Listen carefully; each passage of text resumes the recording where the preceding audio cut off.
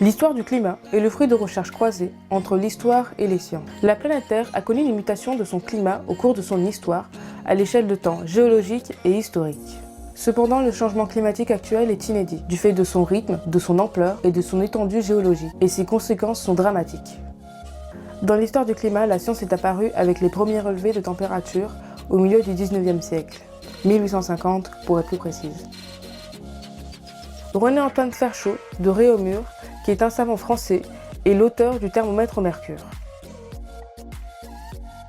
Avant cette invention, on se basait sur les sources de contemporains. Par exemple, les moines indiquaient le temps par la récolte. On se base beaucoup sur l'observation, sur les dictons populaires pour prédire le temps.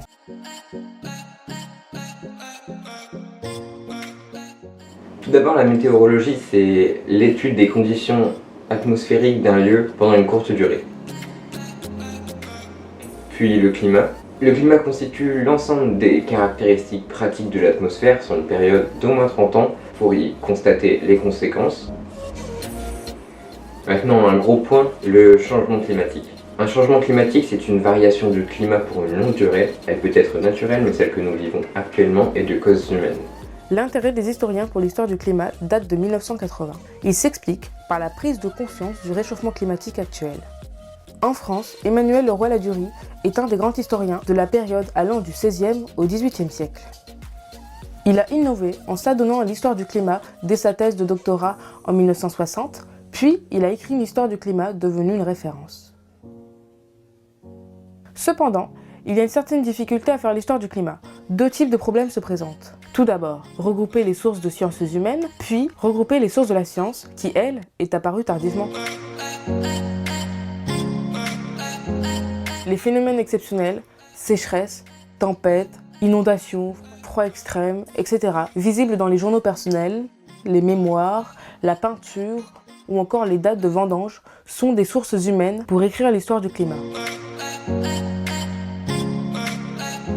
Pour les sources scientifiques, il se base principalement sur les sciences auxiliaires de l'histoire, dont la, tenez-vous bien, dendrochronologie, qui consiste à observer les anneaux de croissance sur les arbres.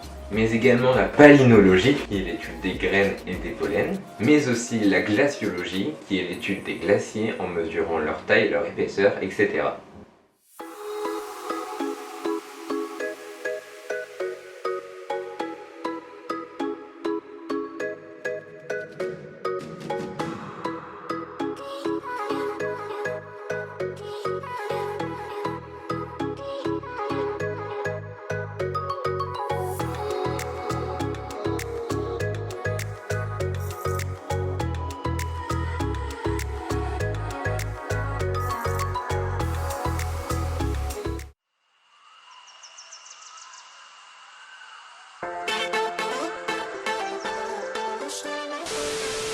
Deux grandes périodes climatiques. Ce graphique est sur l'évolution de la température dans l'hémisphère nord depuis 2000 ans. C'est un document scientifique très pratique pour comprendre l'évolution du climat. On peut y voir deux grandes périodes climatiques. Tout d'abord, de l'Antiquité au Moyen-Âge, le petit optimum climatique. C'est une période où la température a été plus élevée, donc moins d'humidité, ce qui a permis de bonnes récoltes. Conséquence de cette période.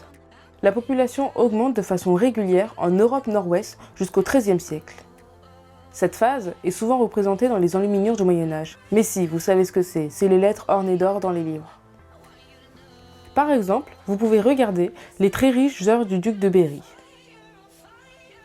Mais à partir du XIVe siècle, les températures baissent. Les hivers sont plus froids et les étés pluvieux. Cette période est le petit âge glaciaire. Vous pouvez aussi dire le petit ère glaciaire. Il y a eu 1 600 000 morts de froid en France. Lors du deuxième grand hiver de 1709, les parfums et les vins gèlent à Versailles malgré l'alcool présent dedans. Conséquence, les villes sont paralysées par la glace, les fleuves sont gelés pendant des mois et du coup, ils paralysent le ravitaillement par les convois de campagne. L'aléa climatique ou le changement climatique si vous voulez, provoque la rareté des récoltes, donc les céréales qui représentent 80% des alimentations. De ce fait, la rareté des récoltes, elle, provoque la hausse des prix. La hausse des prix, ça provoque des révoltes et les révoltes provoquent de la famine. Tout ça mène donc à une crise sociale et politique qui peut même aller jusqu'à une crise démographique qui veut dire surmortalité.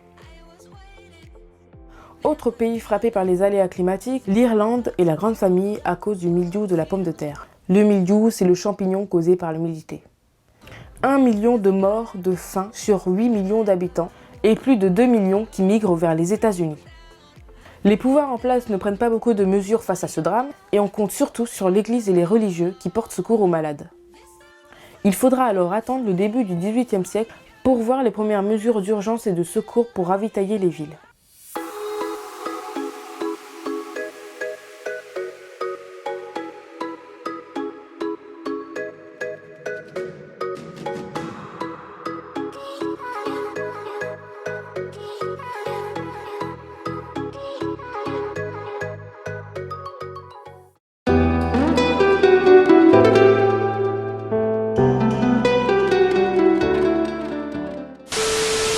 Enjeux de relations internationales. Depuis les années 70-80, les scientifiques n'ont cessé d'alerter sur la dégradation de l'environnement. Ils ont pu démontrer en 1982 que les températures risquaient de se lever de 2 degrés en 2020.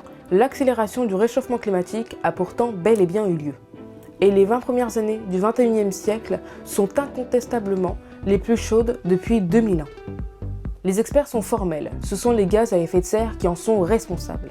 Et les pays développés sont les premiers émetteurs de gaz à effet de serre. Mais pour expliquer les gaz à effet de serre, laissons parler la science. En effet, les gaz à effet de serre se concentrent et sont naturellement présents dans le haut de l'atmosphère.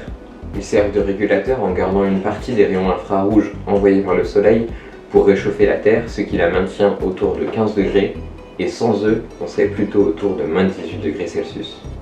Mais tout a changé depuis la révolution industrielle. Il y a de plus en plus de combustion de gaz, de pétrole et de charbon, ce qui libère le carbone piégé dans le sol depuis des milliers d'années. Ce surplus d'énergie produit par l'homme correspond environ à 3 petites bombes atomiques qui explosent par seconde. Il y a plus d'activité humaine, ce qui augmente aussi la production de gaz à effet de serre comme le dioxyde de carbone ou le méthane. Et la pollution est dangereuse car elle vit très longtemps, en moyenne 100 ans pour le carbone. La Chine émet 27% des gaz à effet de serre. Par exemple, dans les années 90-2000, elle construisait une centrale thermique au charbon toutes les semaines.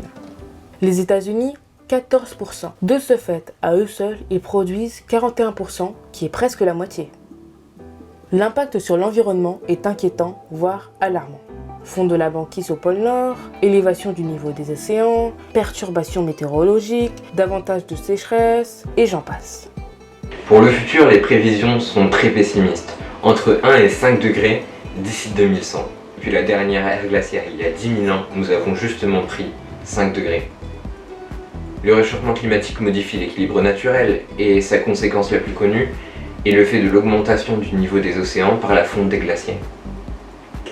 Les plus pessimistes prévoient plus 82 cm de niveau de la mer d'ici 2100, ce qui délogerait 700 millions de personnes. Ils deviendraient les nouveaux réfugiés climatiques. Le changement climatique dérègle également l'acidité des océans, car le carbone libéré dans l'atmosphère peut retomber dans les océans, augmentant sa salinité, et certains poissons ne pourraient pas y survivre. Une autre conséquence est les épidémies, car les maladies auxquelles les humains ne sont pas prêts, enfermés dans des glaciers depuis des milliers d'années, vont finir par être libérés par le réchauffement climatique qui fera fondre les glaciers. Des conséquences déjà visibles sanitairement sont par exemple la migration de moustiques tigres partout dans le monde, ce qui a pour conséquence d'amener des maladies tropicales comme le chikungunya un peu partout dans le monde. Les rencontres internationales se sont multipliées pour trouver un remède au réchauffement climatique. En 1988 est créé le GIEC, groupe d'experts intergouvernemental sur l'évolution du climat. Il est formé d'experts scientifiques, c'est une communauté de chercheurs qui ne cesse d'alerter sur l'urgence d'un remède. Il réclame des mesures radicales de la part des hommes politiques pour limiter au plus vite les gaz à effet de serre. Ils insistent sur la nécessité de limiter à 1,5 degré le réchauffement global, tandis que les États, eux, préconisent 2 degrés au maximum. Cette mobilisation internationale est lente, mais elle tente de relever le défi.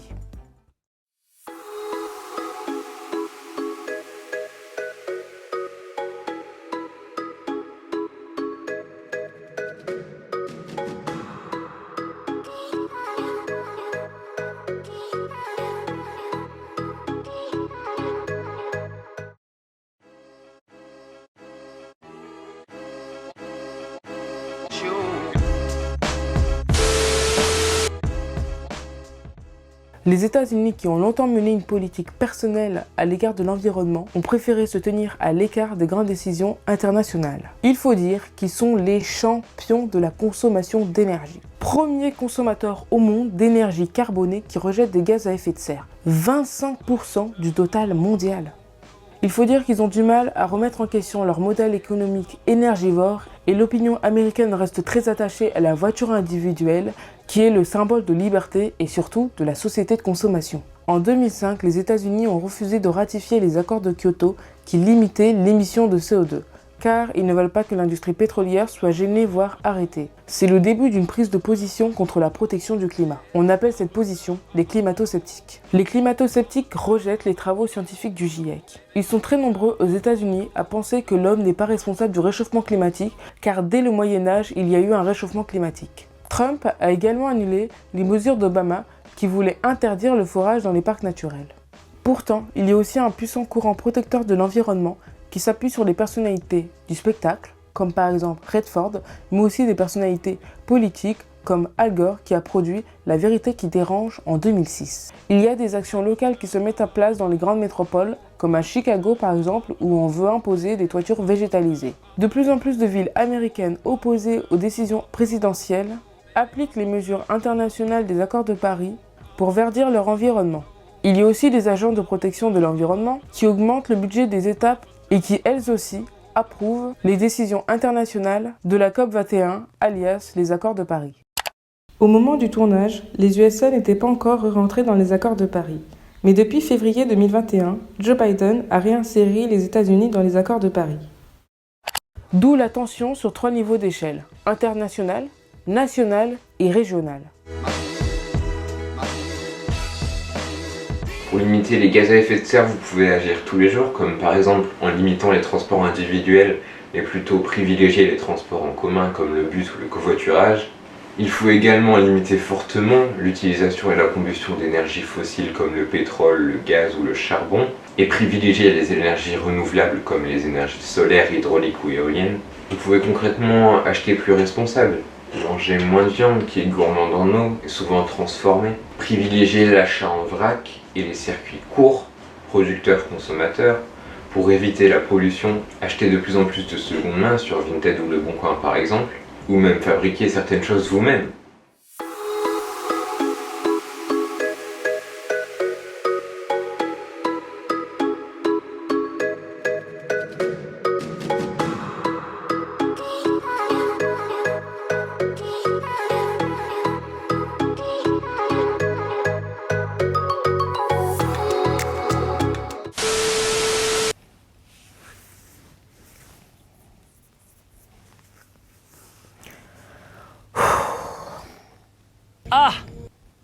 Faut peut-être que je parle, pardon. Gros bug mental.